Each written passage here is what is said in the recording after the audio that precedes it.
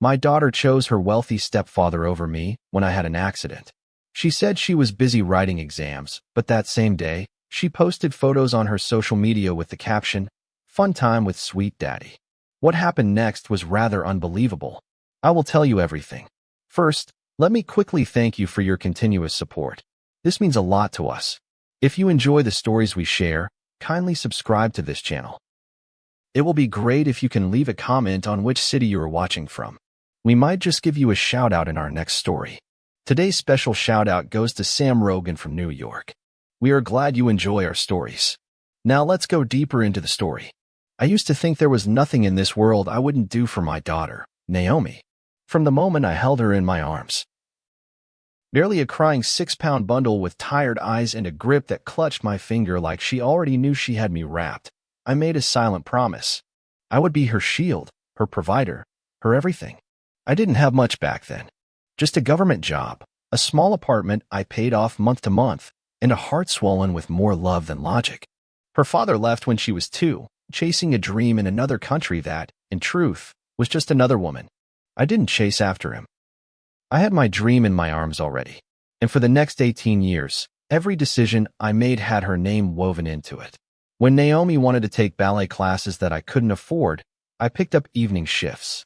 I'd come home with my feet throbbing and my back tight, only to help her tie those tiny pink slippers and sit on cold benches during recitals.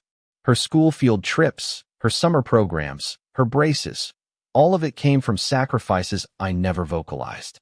Because that's what mothers do, right? We give and give, expecting nothing but gratitude and a phone call on Sunday mornings. I never asked her to choose me. I just assumed that when the world divided into loyalties and lines, I would be the one she stood beside without hesitation. It wasn't until her mother, my ex-wife, married again that I felt something shift. Naomi was 16 then, and the man, Harold, was everything I was not.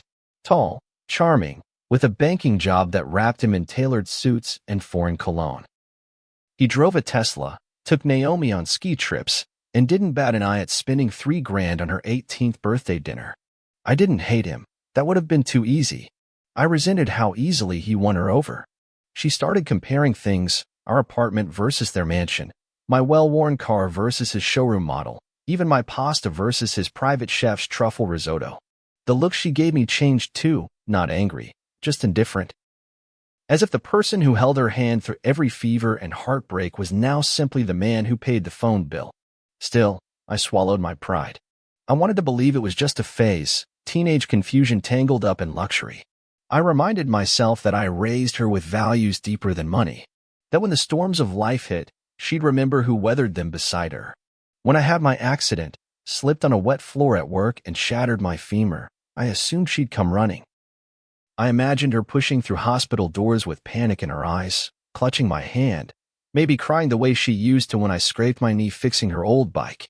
But reality rarely matches our quiet dreams. That night, I called her. It was close to midnight, and I was in the hospital, groggy from painkillers and hungry for comfort. Her voice was calm, distant. "Dad, I can't come. I've got finals. You'll be fine, right?" I told her I understood. I lied. I didn't. But I told her I'd be okay, that she should focus on her exams. I ended the call with a shaky laugh, masking the tremble in my voice. I stared at the ceiling for a long time after that, counting the buzz of fluorescent lights to keep from crying. The next day, my phone buzzed. Not from her, but from an old friend who followed Naomi on social media. He sent me a screenshot. There she was, grinning in a sparkly dress beside Harold, holding a glass of champagne at his birthday party. The caption read, "Fun time with sweet daddy." The timestamp cut deeper than the lie. It was posted minutes ago. In that moment, something inside me shifted. A hollow kind of silence replaced the aching need to be seen. I stared at the photo like it belonged to someone else's daughter. That girl in the glittering gown, toasting to a man she called daddy, wasn't mine anymore. Or maybe she never was. Maybe I'd just been a placeholder until someone shinier came along. Either way, I stopped waiting. I didn't cry. I didn't call her. I simply closed the photo, leaned back on the hospital bed, and let the machine beep in its monotony. I had spent my life proving I was enough. I didn't need to beg for love from my own child. It happened on a rainy Thursday, the kind that starts with gray skies and ends in silence. I'd stayed late at work, sorting out the last batch of case files before month end. Government work isn't glamorous, but I like the order of it. The logic, the rules, the rhythm of paper and stamps and signatures. I was on my way to the break room for a cup of coffee when my heel slipped on a freshly mopped floor. There was no warning, no chance to catch myself. 1 second I was upright. The next, I was staring at the ceiling with a sharp, burning pain exploding from my thigh. I knew it was serious. I've twisted ankles before, sprained knees, but this was different. It felt like my leg had split in two. They later confirmed it was a complex femur fracture. Clean break, they said. Like a snapped twig. I didn't feel clean. I felt broken. The ambulance ride blurred with morphine and flashing lights. At the hospital, I drifted in and out while doctors poked and pressed, their faces unreadable. The nurse, kind, middle-aged, with soft hands, asked if there was someone she should call. I gave Naomi's number. My daughter, I mumbled. Only child. I don't know what I expected. Maybe I thought she'd show up at my bedside before the surgery, her face tight with worry, clutching a bag of my things.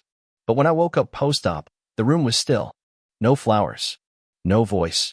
Just the steady beep of machines and the sterile smell of antiseptic. I checked my phone. Nothing. I waited until evening before calling her myself. I remember the effort it took, my hand shaking as I held the phone, pain rippling through my body. She answered on the third ring, her voice clipped. Hey, Dad. What's up? I told her what had happened, tried to sound casual even though every word strained against my ribs. I had a fall, I said. In the hospital now. Surgery went okay, I think. Just wanted to hear your voice. She was quiet for a second, then sighed. I'm really sorry, but I can't come. Exams start Monday, and I'm behind already. You'll be all right though, right? They're taking care of you. I swallowed hard. Yeah, I lied. Don't worry. Just thought I'd let you know. We hung up after a few more empty words. I stared at the phone screen long after the call ended. I felt small. Not because of the accident, but because of the dismissal. My daughter, the one I built my life around, sounded more concerned about her coursework than the pins holding my leg together. The betrayal didn't hit all at once. It seeped in slow. I kept rationalizing it. She's stressed, she's young, she doesn't know how to process emergencies. But the hospital was 10 minutes from her apartment. 10. I knew because I helped her move in, lifting boxes up those stairs, fixing her curtain rods, buying her groceries that first week. I paid for the apartment too. Rent, utilities, everything. Her college tuition? That was me. Her phone plan? Also me. I didn't mind, never had. But now, those facts started burning instead of soothing. I wasn't just forgotten. I was inconvenient. The next morning, I was lying in bed with a dull throb in my leg when a message popped up on my phone. It was from Martin, an old friend who followed Naomi on Instagram. He sent one line. Thought you said she was busy? Attached was a screenshot of her post. I clicked it, and the world narrowed. Naomi, radiant in a short gold dress, smiling up at Harold as he beamed beside her with a cake in hand. Balloons, glitter, expensive wine. The caption read, "Fun time with sweet daddy." I checked the timestamp. 10 minutes ago. I stared at it for a long time, unsure whether the pain in my chest was from the surgery or something far worse. She had lied. Not just dodged the truth, but looked me in the eye, or at least through the screen, and told me she was studying when she was at a birthday party. Not even a discreet one. A public, photographed, #party thrown for her stepfather, the man she now called Sweet Daddy. I felt like a fool.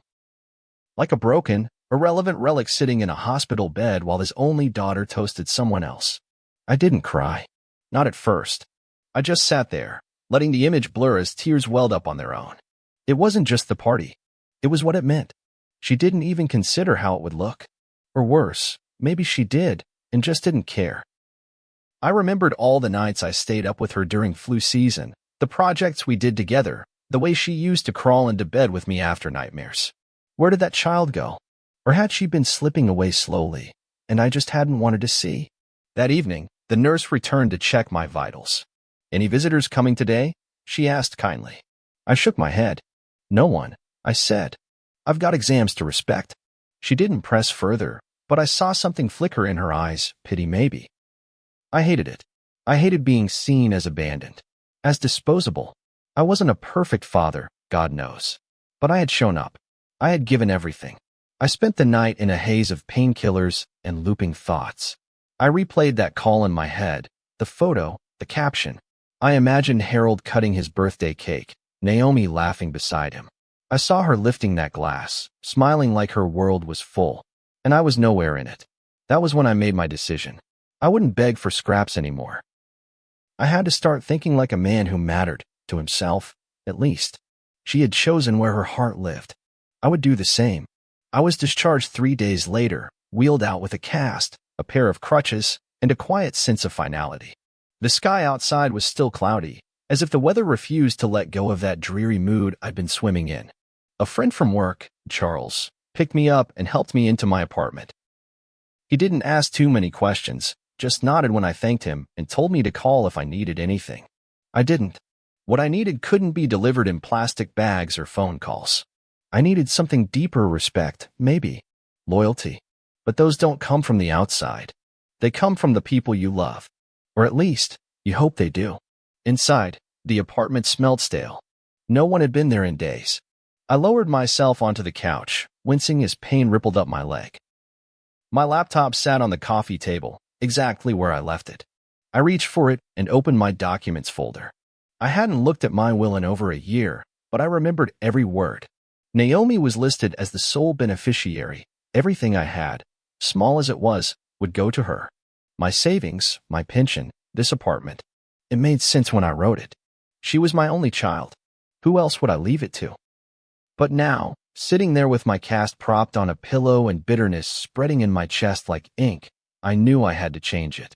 It felt surreal, typing her name and pressing delete. The cursor blinked where it used to say Naomi Adebayo. That blinking line, so small, so quiet, felt louder than a scream. I updated the will to donate most of my estate to a scholarship fund for first-generation college students. The rest, I earmarked for charity and a few trusted friends. When I hit save, something in me settled. I hadn't stopped loving Naomi. That was the curse of parenthood. Your love doesn't vanish, even when it's beaten bloody. But I loved myself too. And for once, I chose me. The next morning, I made another decision. I pulled up my online banking and canceled every automatic payment I'd been making on her behalf.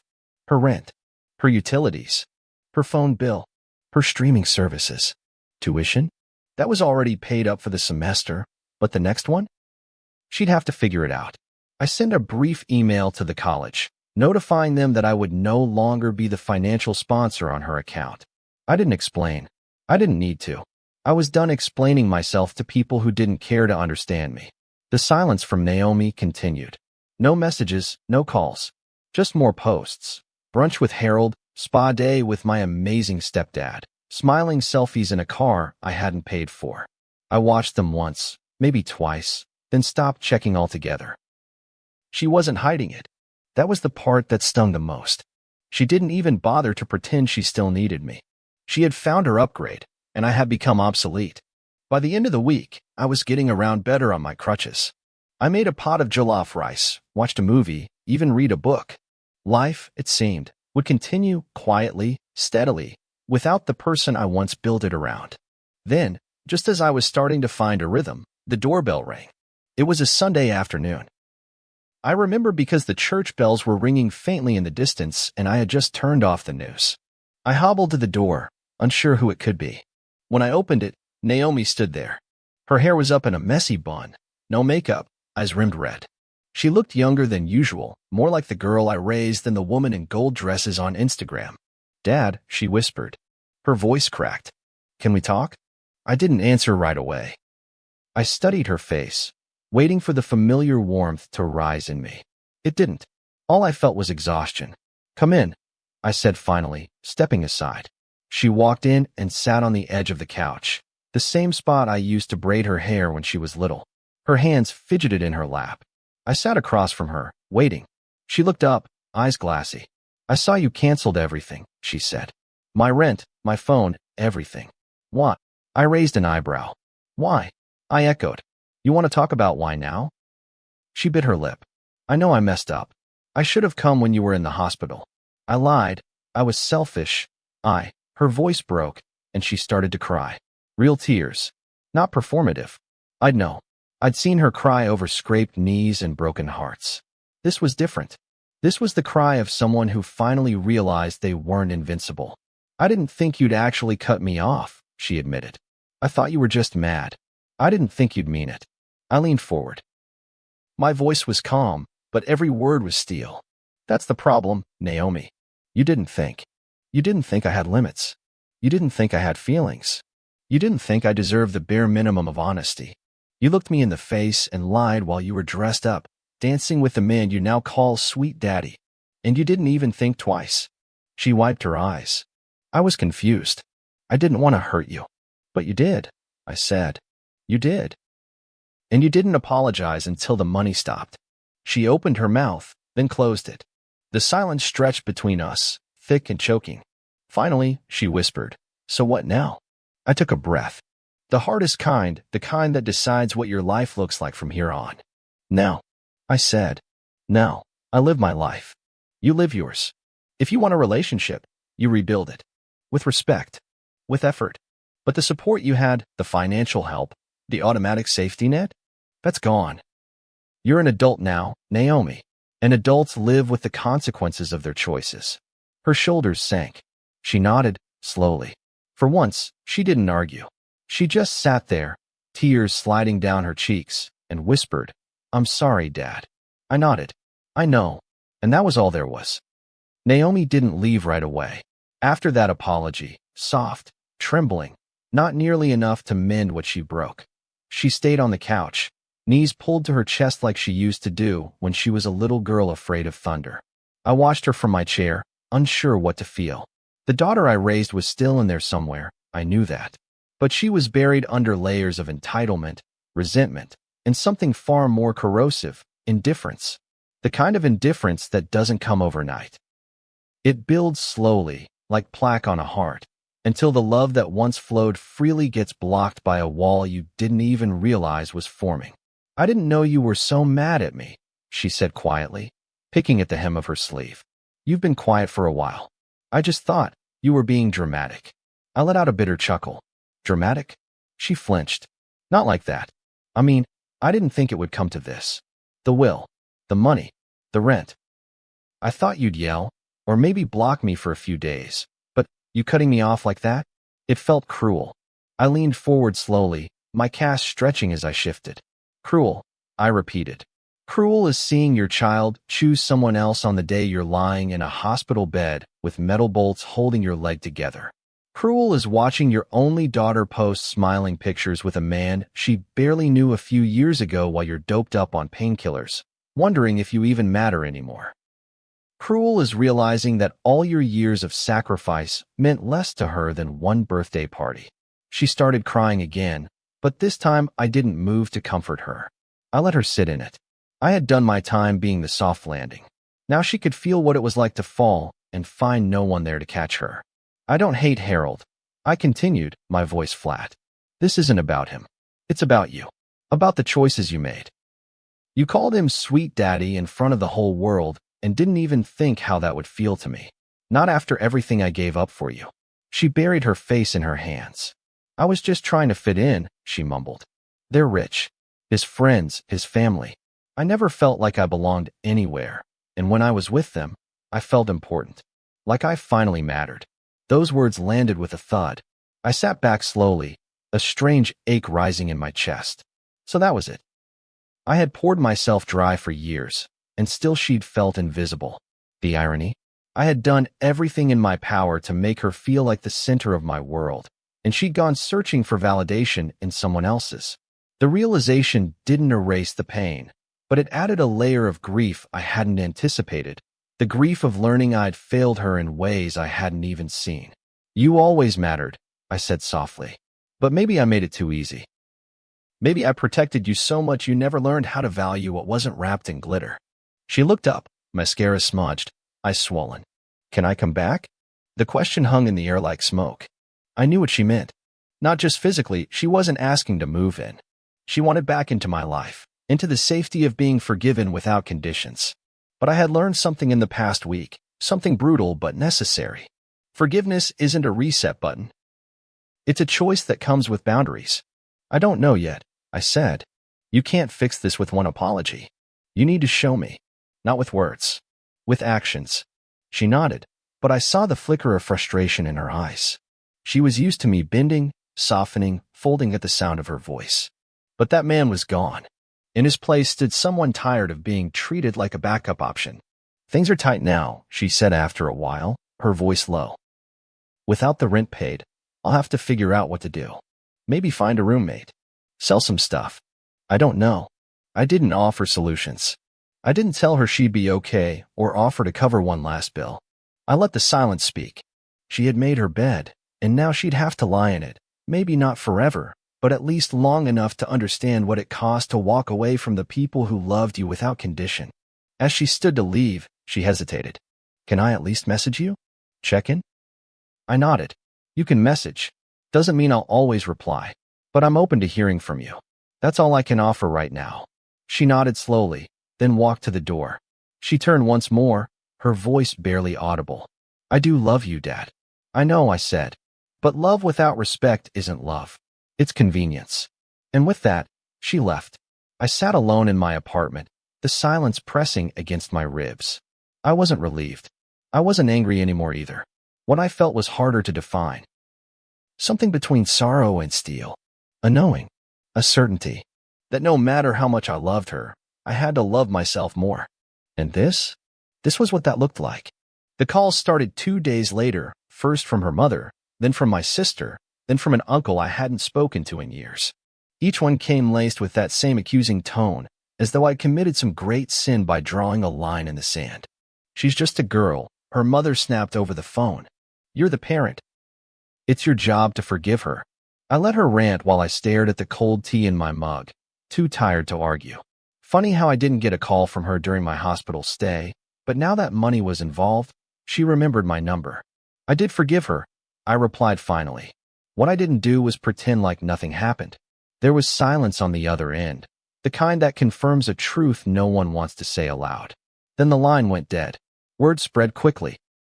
Naomi must have told people she'd been cut off, maybe dressed it up as abandonment, maybe left out a few key details, like how she lied to my face and toasted another man while I lay stitched and drugged in a hospital gown.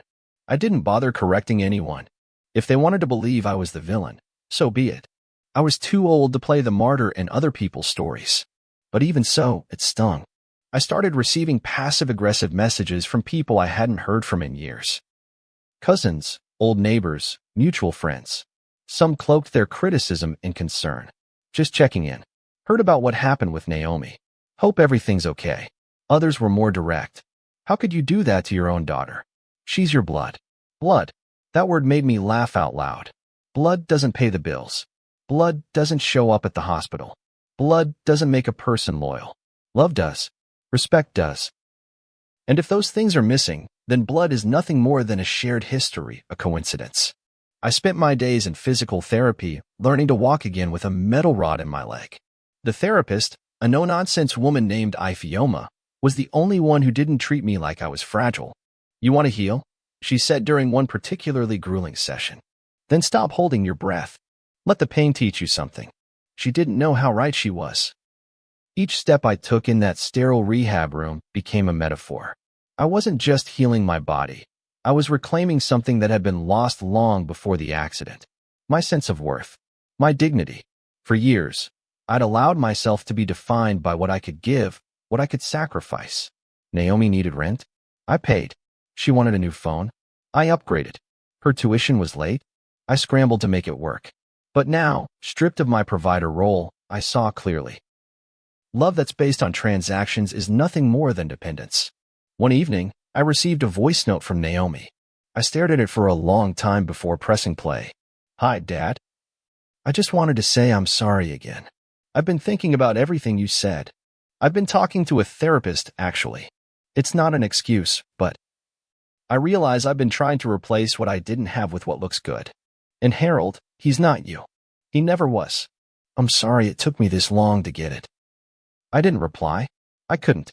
Her words touched something in me, but not enough to erase what had been done. Growth is good, sure, but sometimes growth has to happen away from the people you've hurt. Sometimes the lesson is in losing access, not just in learning the truth. A week later, I ran into her at the market. She was standing by the bread stand, her head down, hair pulled into a messy ponytail. She looked humbled. We locked eyes, and for a second, the world went still. No shouting. No tears. Just two people who shared a lifetime and now stood oceans apart. She walked toward me slowly. "Hi, Dad," she said soft. "Naomi," I nodded. She hesitated, searching my face. "You look better." "I'm getting there." She bit her lip. "I moved in with a friend. It's not ideal, but it's what I can afford for now." I nodded again. "That's good. Independence is a good teacher." She looked like she wanted to say more, but instead she just nodded. "Okay. Well, take care. You too." And just like that, we parted again. Not with a bang, but with quiet understanding. This time, there was no anger. Just reality. Sometimes relationships fracture beyond repair, not out of hate, but out of necessity. You realize that loving someone isn't enough if they refuse to meet you halfway. That night, I sat on my balcony and watched the city lights flicker like tiny fires. I thought about Naomi, about the years I spent building a life around her needs. I wasn't angry anymore. I wasn't even sad. What I felt was cleaner, peaceful almost. I had made a choice, and I was living with it. Alone, maybe, but free. It's strange, the way silence can begin to feel like a companion instead of a punishment.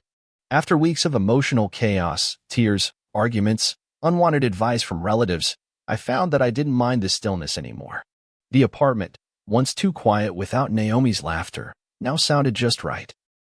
The click of the kettle, the occasional creak of the old floorboards, the distant hum of city traffic, these became my soundtrack. Peace, I realized, wasn't always the absence of noise. Sometimes it was the absence of needing to explain yourself to people who refused to listen. The physical pain in my leg had dulled to a persistent ache, the kind that reminds you you've lived through something.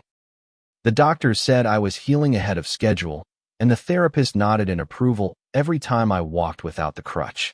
But the real healing wasn't in my bones, it was in my heart. For the first time in years, I was learning how to live for myself, not through someone else. I didn't wake up checking for messages. I didn't end the day wondering if I had done enough for someone else. I was finally measuring my days by how I felt, not how I was perceived. Naomi still reached out, sparingly. A message here and there. Small, quiet attempts. Just checking in. "Hope your leg's okay." Or, "Saw this book you used to read. Thought of you." I answered once or twice, politely. No anger. No emotion. Just enough to acknowledge the connection without reigniting what was lost. I didn't block her. I didn't shut the door completely. But I also didn't open it wide again. That door had once been the front line of my identity, and now it was simply a door. She could knock if she wanted. That didn't mean I had to let her in. The final conversation came on a cool Friday evening. I was at home, folding laundry, my shirt smelled of eucalyptus from a new detergent I liked, when my phone rang. It was her. "Hi, Dad." "Naomi." She didn't ask how I was. She got right to it. "I just wanted to say thank you." I paused. "For what?" "For holding your boundary," she said. "It took me a while to understand, but I get it now. You weren't punishing me. You were protecting yourself." There was a long silence between us. It wasn't awkward. It was full. "I'm glad you see that," I said. "It wasn't easy." "I know. And I'm not calling to fix anything. I guess I wanted to say I respect you now, even if I didn't act like it before." My throat tightened, not with tears, but with a quiet, sad gratitude. She was growing. I could hear it, but it wasn't my job to carry her through that growth anymore. "Thank you for saying that," I replied. "It means more than you know." She sighed. "I'm going to be okay, you know? I've picked up some extra shifts. My friend helped me budget. I even opened my own bank account, finally." I smiled faintly. "Good. That's good." We talked a little longer. Nothing deep. Just weather, work, and mutual memories. When the call ended, I sat for a long time, staring out the window at the slow, golden dip of the sun. I thought about how hard it is to unlearn decades of being needed. How painful it is to choose your own well-being over the people you love. But I had done it, not out of anger, not out of pride, but out of necessity. I took one last look at the framed photo on my shelf, Naomi at age 9, smiling with 2 missing teeth, arms flung around my neck. That girl loved me with her whole heart. I believed that. And maybe, deep down, the woman she became still did. But love that ignores your pain isn't love. It's convenience in disguise. And I'd finally outgrown being someone's convenience. These days, I take walks in the park with my cane, nod at familiar neighbors, sit on the bench near the fountain with a good book. I've even started painting again, nothing fancy, just colors and silence. The peace I found isn't loud or proud. It's quiet, earned, and sacred. And I protect it the way I used to protect everyone else. Because in the end, the hardest lesson I had to learn, the one no one prepares you for, is this. Sometimes the bravest thing a parent can do is let go. Not out of spite, but because they finally realize they deserve peace too. And for the first time in my life, I was finally living in mine. If this story moved you or reminded you of your own journey through family, boundaries, or betrayal, take a moment to share your thoughts in the comments. Don't forget to like, subscribe, and turn on notifications for more powerful, real-life inspired stories that speak to the heart. Your support helps bring these stories to life and keeps the conversation going. See you soon in the next one.